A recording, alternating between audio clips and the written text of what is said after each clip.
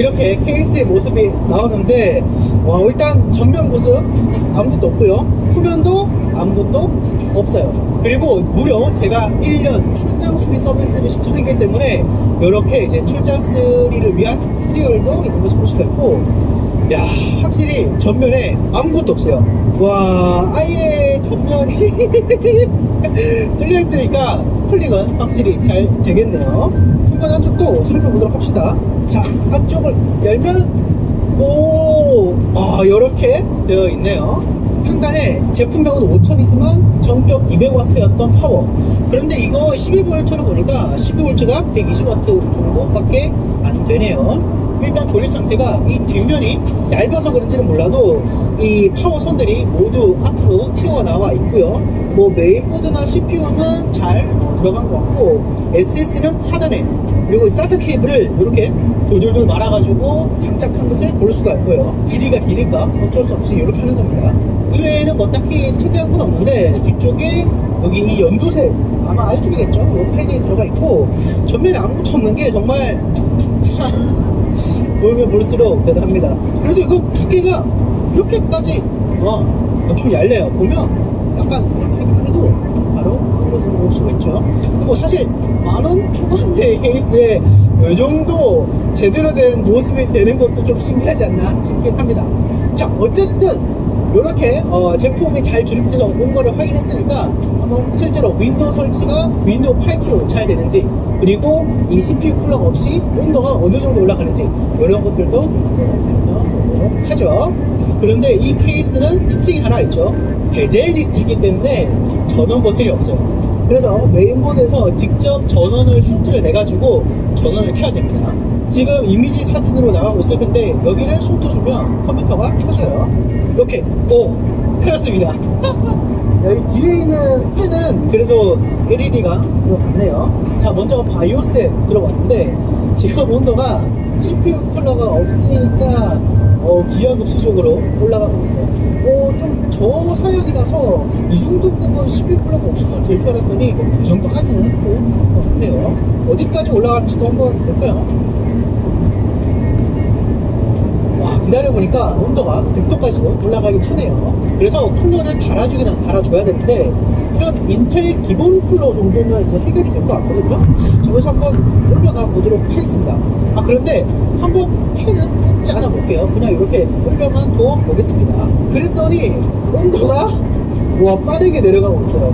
지금 펜을 연결한 상태가 아니라 그냥 초코파일 여기 위에 올려둔 거거든요. 그런데도 불구하고 온도가 빠르게 떨어지고 있습니다. 어디까지 떨어지나 봤더니 한 14도 정도에서 멈춰있네요. 그래도 실상을 생각하면 인텔 기본 쿨러로 조용하게 줄 수 있을 것 같아요.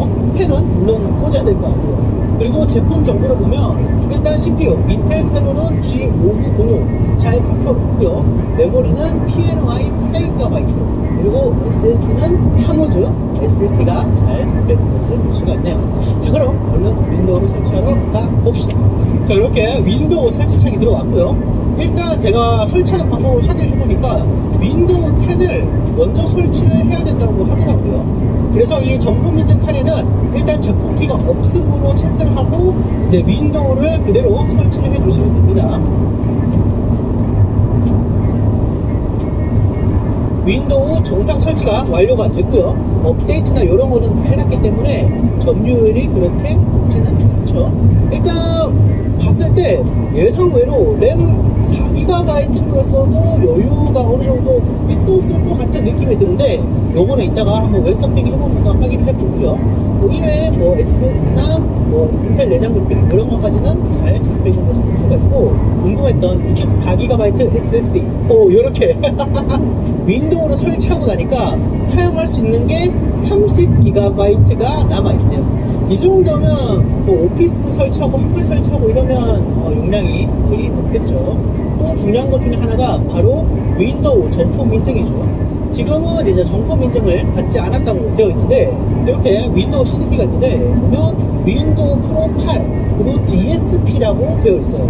여러분들 윈도우 구매하시면서 보면 FPP랑 OEM 혹은 DSP가 있을 텐데 이 둘이 차이는 FPP 처음 사용자용은 키 하나만 있으면 이제 내가 컴퓨터를 바꿔도 계속해서 사용을 할 수 있는 키예요. 그런데 이 DSP, OEM 키는 메인보드에 종속이 되기 때문에 메인보드를 바꾼다면 다시 새로운 키를 사서 윈도우 점검 인증을 해야 됩니다. 물론 이것도 마이크로소프트에 계정 등록을 하고 상담을 하면 또 가능하다고 하는데 그런 귀찮은 일은 엄마들이 낫죠. 웬만하면 그러니까 FPP로 구매를 하세요. 자, 이렇게 윈도우 8 알아보기 라고 굉장히 좀 도전적인 게 여기 보면 반대쪽에 윈도우 키가 있는 것을 볼 수가 있죠. 여기에 있는 윈도우 8 정품키를 이 윈도우 10 정품 인증에 그대로 넣으면 된다는 겁니다. 여기 안에는 아까 말씀드렸다시피 이렇게 CD가 있어가지고 윈도우 8 프로 K라는 CD가 있어요.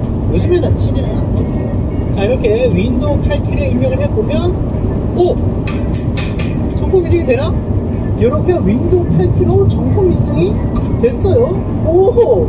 윈도우즈가 디지털 라이선스를 이용해서 정품 인증이 되었다고 뜹니다. 야, 윈도우 8키 그대로 쓸 수 있는 게 또 많네요. 야, 이건 좀 신기합니다. 그럼 이 스펙이 과연 쓸만할 거도 알아봐야 되는데 이 마이크로소프트 엣지를 이용해가지고 한번 유튜브나 이런 것들 레시피 한번 해보도록 할게요. 먼저 네이버를 한번 들어가볼게요. 네이버 어느 정도 뉴스 들어볼게요. 상당히 빠른데요. 이 정도면 웹서핑용으로는 아주 좋을 것 같습니다. 탭을 한번 여러 개 열어볼게요. 탭을 한 번에 5개 동시에 열면 탭을 여러 개 열게 되면 약간 CPU 점유율이 100%를 찍고 그런데 메모리는 지금 4GB를 안 넘기고 있어요. 이건 정말 빡빡하게 여러 탭을 열지 않고 한 탭만 보면서 웹서핑을 한다면 메모리도 그냥 4GB로 해도 괜찮지 않을까 하는 그런 생각이 조금 들고요. 일반적으로 이렇게 뉴스 보거나 아니면 블로그 하거나 카페 하거나 이 정도는 이 정도 사용으로도 잘 되는 것을 볼 수가 있고 자, 한번 유튜브로 가보겠습니다. 역시 요즘은 유튜브이기 때문에 유튜브가 잘 돼야겠죠. 자, 유튜브로 들어가서 자, 이렇게 제 영상으로 들어갔는데 한번 화질을 1080p로 올려볼게요. 자, 그러면 지금 CPU 점유율이 약간 위로 갔다 아래로 갔다 하는 느낌이 없지 않아 있긴 하지만 재생 자체는 부드럽게 잘 되고 있는 것을 볼 수가 있고요. 한번 4K로 올려볼게요. 4K를 한번 이렇게 올려보겠습니다. 그러면 이 정도도 안 끊기고 잘 되네요. 정말 라이트하게 딴 거 안 하고 웹서핑을 한다 하면 램도 그냥 4GB로 내려도 되지 않았을까 싶을 정도예요. 요즘은 보급형도 IPC가 높고 성능도 괜찮기 때문에 이런 결과가 나오는 게 아닐까 싶네요. 유튜브 4K 영상이나 아니면 이제 일반적으로 로컬에 재생하는 4K 영상 같은 경우에도 이 인텔 내장 그래픽이 하드웨어로 디코딩 하기 때문에 무리 없이 볼 수 있는 게 아닐까 싶어요. 마지막으로 게임도 안 해볼 수가 없죠. 자, 롤을 한번 해보도록 하겠습니다.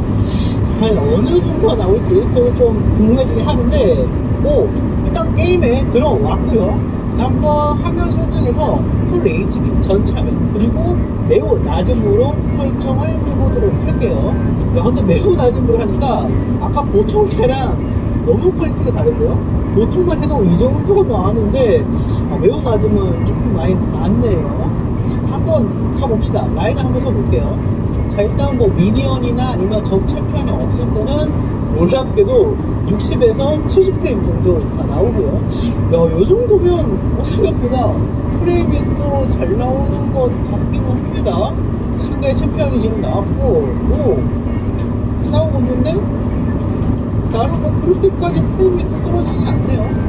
이게 연습 게임이 실전보다는 조금 프레임이 잘 나오는 경향이 있긴 한데 그럼에도 불구하고 지금 65, 70프레임을 유지해주는 것은 생각보다 꽤 괜찮습니다. 그러면 매우 낮음으로도 한번 해보도록 할게요. 매우 낮은 경우에는 아까보다 한 10프레임 정도 더 잘 나오는 것을 볼 수가 있는데 그래도 그렇게 큰 차이가 안 나기 때문에 그냥 일반적으로는 그렇지. 자, 좋아. 이런 식으로 의외로 플레이 자체는 가능해요.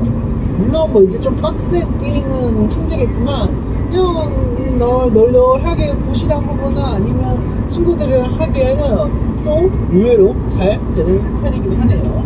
자, 이렇게 다나와에서 가장 저렴한 컴퓨터를 구성을 해보고 실제로 구매까지 해봤는데 뭐 예상외로 웹서핑 하는 데는 성능이 나쁘지 않았어요. 하지만 컴퓨터를 하면서 좀 자연스럽게 멀티태스킹이 되거나 혹은 뭐 백그라운드에서 뭐가 돌아가거나 이런 식으로 할 때는 점유율이 꽤 올라가기 때문에 실질적으로 엄청나게 쾌적하다는 또 아니었어요. 램 같은 경우에도 저는 8GB로 했지만 4GB로 해도 뭐 롤같이 게임만 안 한다면 의외로 또 쓸만하더라고요. 요즘도 윈도우 8키를 그냥 윈도우 10키에 입력을 해도 된다는 걸 저는 직접은 또 처음 봐서 좀 신기했고, 아니 그러면 윈도우 10 DSP는 뭐 살 의미가 거의 없어지는 거네요. 아무튼 이렇게 다나와에서 가장 저렴한 컴퓨터를 구성해서 실제 조립까지 대행을 해봤는데, 일단 뭐 전화가 와서 이것저것 먹는 거 빼면 조립 자체는 해주네요.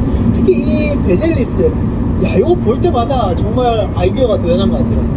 어떻게 이거를 베젤리스라고 말을 붙일 생각을 했죠?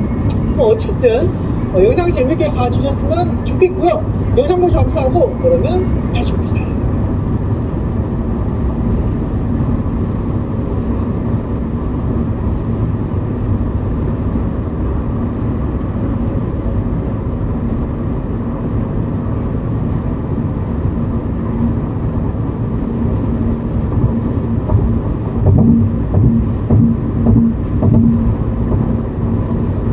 나중에 연락할게.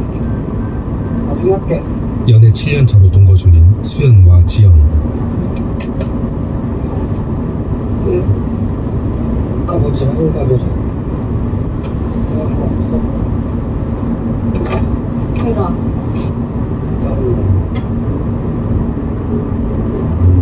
미국 제약사 머크가 코로나19 치료제의 제약 생산을 허용하기로 했습니다. 이에 따라 83만 원에 달하는 1회 치료비 가격이 10,000원 아래까지 떨어질 수 있다는 기대도 나오고 있습니다. 김영학입니다.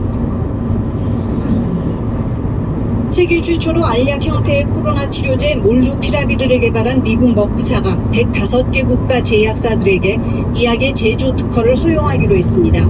이에 따라 머크와 계약한 중저소득 국가 제약사는 이 약의 복제약을 만들 수 있게 됩니다. 몰누피라비르는 5일 동안 하루 2번 복용하는 경구형 코로나 치료제입니다. 현재 미 식품의약국 FDA와 유럽의약품청 EFA에 긴급 사용을 신청해 승인을 기다리고 있습니다. 승인 여부는 몇 주 안에 결정될 것으로 전망됩니다. 긴급 사용이 승인되면 환자들이 집에서 손쉽게 복용할 수 있어 코로나19의 확산을 진정시키는 데 도움이 될 것으로 기대됩니다.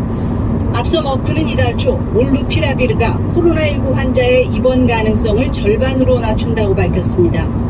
미국 정부는 이미 1회 치료분 5일치당 우리 돈 약 83만 원의 몰누피라비르 구매 계약을 맺었습니다. 복제약 생산이 본격화하면 1회 치료분 비용이 우리 돈 22,000원 정도로 크게 낮아질 전망입니다. 장기적으로는 1회 치료 비용이 10,000원 이하로 떨어질 수 있다는 기대도 나옵니다. 세계보건기구는 머크의 특허 사용 협약으로 인류의 절반을 살릴 수 있는 계기가 마련됐다며 환영했습니다. 백신을 통한 예방과 함께 저렴한 치료제 생산이 본격화되면 코로나 위기 극복의 전환점이 될 수 있을 것으로 기대됩니다. SBS 김영아입니다. 안녕하십니까, 편사옥입니다. 더 많은 뉴스와 라이브 이벤트를 보고 싶으시면 화면 오른쪽을 눌러서 구독해 보시기 바랍니다. 또 저희 SBS 앱을 다운로드 하시면 속보 알림. 이 영상은 일리노이 대학교 시카고의 이론수학 박사과정생 이상민 님이 투고한 원고를 바탕으로 사물공유 잡학 지식이 재구성을 제작한 콘텐츠임을 알립니다.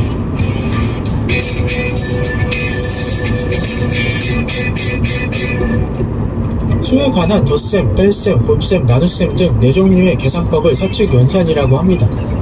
수학의 기본이라고 할 수 있고, 이중 곱셈은 초등학교 저학년 과정에서 배우게 됩니다. 곱셈을 배우게 되면 실생활에서 바로 활용할 수 있습니다. 예를 들어서 진열장에 사과가 가로로 3줄, 세로로 4줄이 정렬되어 있을 때 하나하나 세어보지 않아도 곱셈을 이용해 3 곱하기 4를 해주면 12개라는 답을 빠르게 구할 수 있습니다. 그런데 중학교에 들어가면 음수라는 개념을 배우게 됩니다. 음수는 0보다 작은 수로 숫자 앞에 부호 마이너스를 붙여주어 사용합니다. 여기까지는 아무 문제가 없는데 음수 곱하기 음수가 양수가 된다는 사실을 배우게 되면 상당히 혼란스러워집니다. 이 개념을 앞서 살펴본 실생활 응용에 똑같이 적용해보면 진열장에 사과가 가로로 마이너스 3줄, 세로로 마이너스 4줄이 정렬되어 있다는 것 자체가 이해하기 어렵고 곱셈의 성질을 이용해 그 개수를 구하고자 했을 때 값이 앞서 구한 값과 같다는 사실은 이상하기까지 합니다. 그런데도 수학자들은 왜 음수 곱하기 음수를 양수라고 정의했을까요? 초등학교 때 위와 같은 곱셈의 성질을 배웁니다. 이 성질만을 이용해서 질문에 대한 답을 해결할 수 있는데 먼저 마이너스 1 곱하기 0을 생각해보면 첫 번째 성질에 따라 0이라는 값이 나와야 합니다. 그런데 0은 1 더하기 마이너스 1로 표현할 수 있으므로 위와 같이 표현할 수도 있습니다. 여기서 분배 법칙을 활용하면 위와 같이 표현할 수 있고 이 중 마이너스 1 곱하기 1은 두 번째 성질에 따라서 자기 자신이 마이너스 1이 됩니다. 정리해보면 최종적으로 위 식을 유도할 수 있고 해당 식이 성립하려면 마이너스 1 곱하기 마이너스 1이 1이어야 합니다. 즉 곱셈의 성질을 보존하기 위해서는 음수와 음수의 곱을 양수로 정의하는 편이 자연스럽습니다. 이외에도 두 음수의 곱이 양수라는 사실을 증명하는 다양한 방법이 있으나 지금까지 알아본 논리가 가장 쉽고 간단해 널리 사용되는 증명입니다. 그런데 이와 같은 과정을 살펴봤다면 뭔가 찝찝할 겁니다. 개념을 마음대로 정의했고 우리는 그것을 당연하게 받아들였으니 말입니다.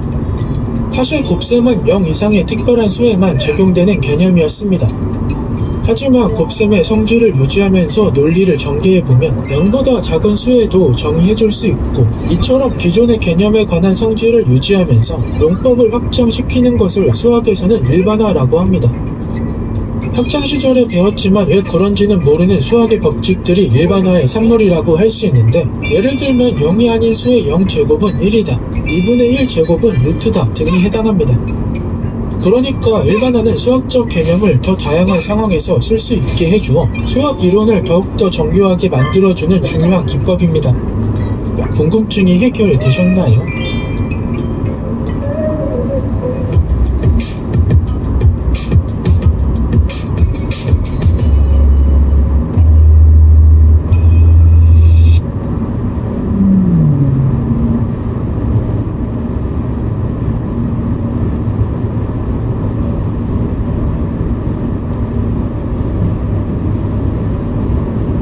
잠시 이 사진을 보시겠습니다. 중국 거리에서 벌어진 자동차 사고 사진입니다. 그냥 대충 봐도 똑같은 컬러를 가진 똑같은 브랜드의 차 두 대가 사고가 난 것으로 보입니다. 이 차량들은 차에 대해 조금만 관심이 있는 분이라면 누구나 알아볼 수 있는 아주 비싼 차, 랜드로버의 이보크 차량입니다.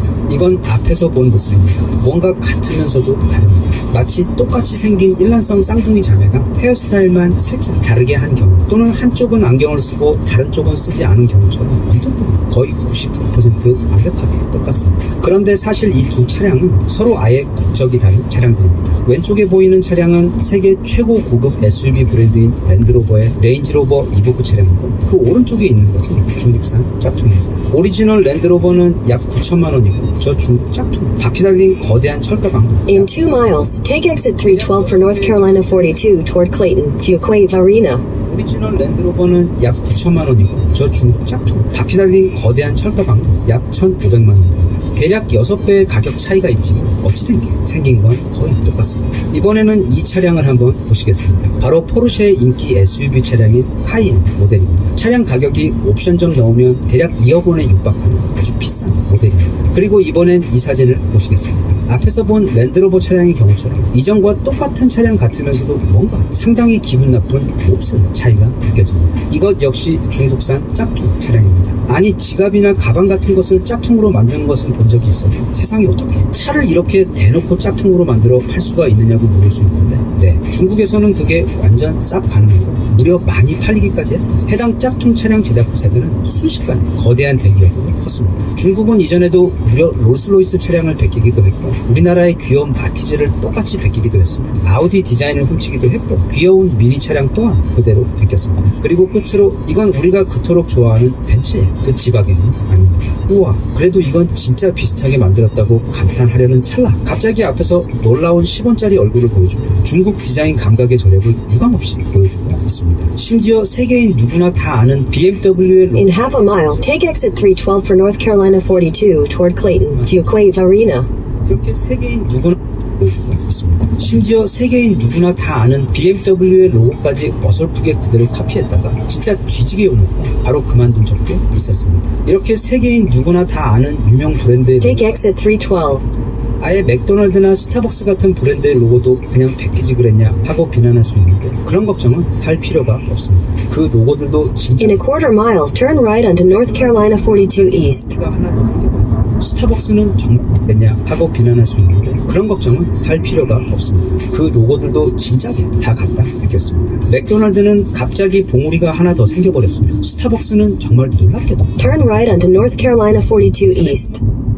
그 로고들도 진작에 다 갖다 느꼈습니다. 맥도날드는 갑자기 봉우리가 하나 더 생겨버렸으며 스타벅스는 정말 놀랍게도 간판이 쌍욕을 하고 있습니다. 자매품으로 영광스럽게도 한국 프랜차이즈 로고를 베낀 경우도 있는데 롯데리아를 하얼빈식 사투리로 불러주었습니다. 어떻게 중국은 이렇게 대놓고 다른 나라나 Continue on North Carolina 42 East for 4 이렇게 miles. 쌓아온 그들의 디자인과 저작권을 함부로 훔칠 수가 있는지 의문이 들 수 있습니다. 아주 간단합니다. 자존심이 없으면 이 모든 게 가능해집니다. 우리 인간은 태어나면서부터 자체적으로 쪽팔림 회피 기능을 디폴트로 장착하고 이 세상에 나오게 되는데 역사나 영화에서 보면 수많은 영웅들이 배신을 하거나 또는 자신의 명예를 더럽히기보다는 기꺼이 죽음을 선택할 정도로 우리 인간은 종종 수치스러운 짓을 하여 쪽이 팔리는 것을 죽음보다 더 두려워하는 경향이 있습니다. 그렇기 때문에 공공 질서라는 것도 유지될 수 있는 것이고 도덕과 질서 그리고 사회의 안정과 평화라든지 즉 인간의 문명이라는 것 역시 그 성숙과 발전이 가능한 것입니다. 하지만 인간이 신이 우리에게 양심이라는 이름으로 정신 깊이 심어주신 이 소중한 최소한의 자체 제어 기능인 쪽팔림 회피 기능을 스스로 놓아버리게 되면 그 인간은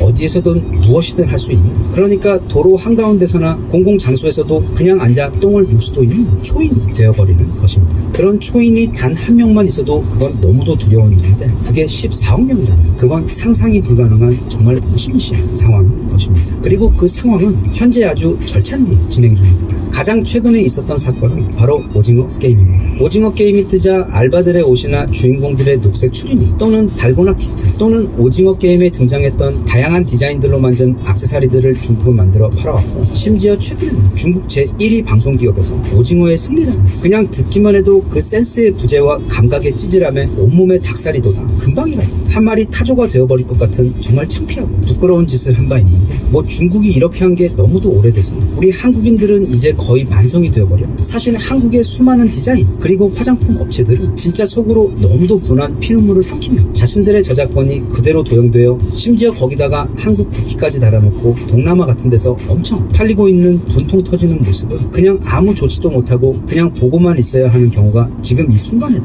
너무도 많습니다. 그런데 이 오징어 게임의 경우는 이야기가 다릅니다. 왜냐하면 그 저작권은 한국에게 있는 게 아니라 바로 현재 세계 최대 미디어 그룹인 넷플릭스가 가지고 있기 때문입니다. 이건 한국의 작은 디자인 스튜디오나 화장품 회사를 상대로 그들의 저작권을 마음대로 유린하며 도둑질하는 것. 그러니까 중국이라는 해적이 한국산 고깃배에 올라타서 우리가 어렵게 잡은 고기들을 마음껏 훔치고 빼앗는 것과는 완전히 다른 지금 미 해군을 상대로 싸움을 건 것과 마찬가지이기 때문입니다. 누가 좋아하겠습니까마는 넷플릭스는 안 그래도 중국이 별로 마음에 안 듭니다. 여기 넷플릭스가 들어간 전 세계 국가들 지도를 보면 아주 커다란 구역, 즉 중국만 공백으로 남아 있습니다. 넷플릭스 입장에서는 우리를 중국에서 사업할 수 없게 한 것도 열받는데 그러면 아예 우리 거 보지 말아야지. 정작 서비스는 못하게 해서 다시 말해 우리가 만든 물건은 못 팔게 하면서 불법 다운로드로 우리 콘텐츠들 다 공짜로 보고 있으니까 그것도 아주 예뻐 죽겠는 한국에서는 다들 돈도 정상적으로 제대로 잘 내면서도 고작 그 수가 1000만 명밖에 안 되는데 중국에서는 공짜로 거의 10억에 가까운 숫자가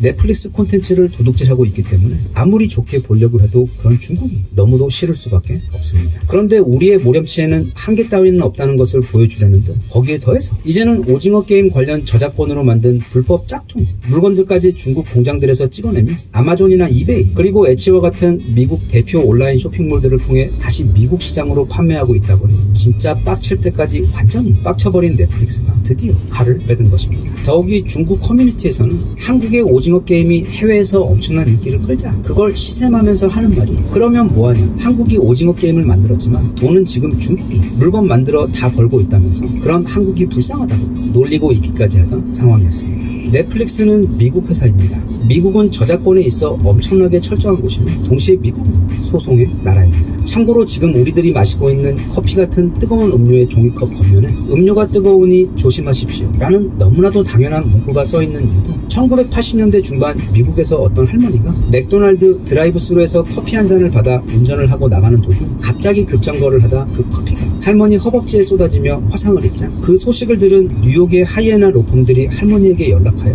맥도날드를 상대로 소송을 벌였고 결국 할머니는 당시 돈 약 200만 불의 보상금을 받았는데 이후부터는 맥도날드는 물론 모든 음료 회사에서 그 당연한 문구를 적어놓게 된 것입니다. 이런 미국이기 때문에 중국에서 불법 생산하는 짝퉁 공장들을 일일이 찾아내는 수고 따위는 하지 않습니다. 넷플릭스는 중국 정부나 중국의 업체들을 대상으로 소송을 제기하는 것이 아닌 미국에 있는 아마존과 이베이 같은 현재 중국 짝퉁 제품을 취급하고 있는 쇼핑몰들을 대상으로 전체 소송을 제기하면서 그들에게 메일을 보내 앞으로 해당 쇼핑몰에서 넷플릭스의 저작권을 침해한 중국 짝퉁 제품을 판매할 경우에는 그 모든 손해를 해당 쇼핑몰에게 청구하겠다고 경고했습니다. 이 일이 있자마자 마치 어두운 창고 바닥에 모여있던 엄청난 수의 바퀴벌레들이 누군가 스위치를 올려 불을 켜자마자 정말 순식간 사사삭 하며 사방으로 사라지는 것처럼 미국의 모든 온라인 쇼핑몰에서 오징어 게임 관련 중국산 짝퉁 카피 물건들이 일시 사라져 버렸습니다. 비록 이게 우리나라 정부나 관련 기관에서 한 것은 아닌 미국이 그리고 넷플릭스가 한 것이지만 그동안 중국의 이런 베어먹지 못한 무분별한 도둑질에 대해 제대로 대응을 하지 못해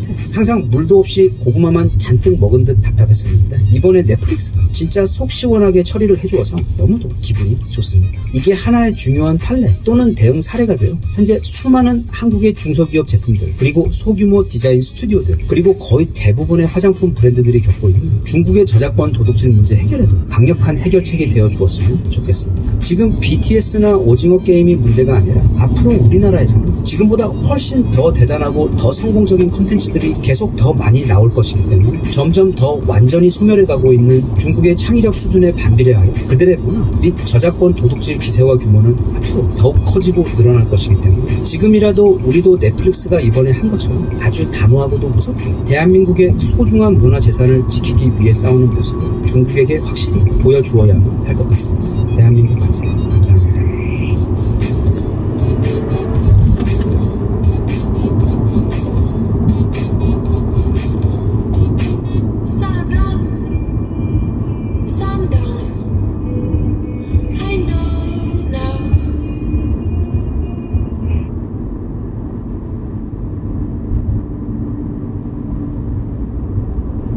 In a quarter mile, turn left at Health Park Way.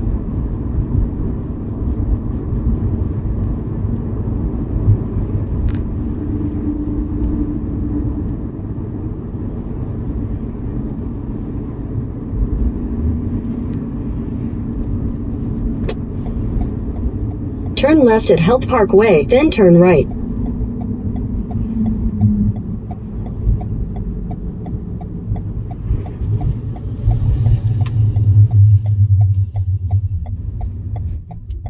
Turn right, then turn left.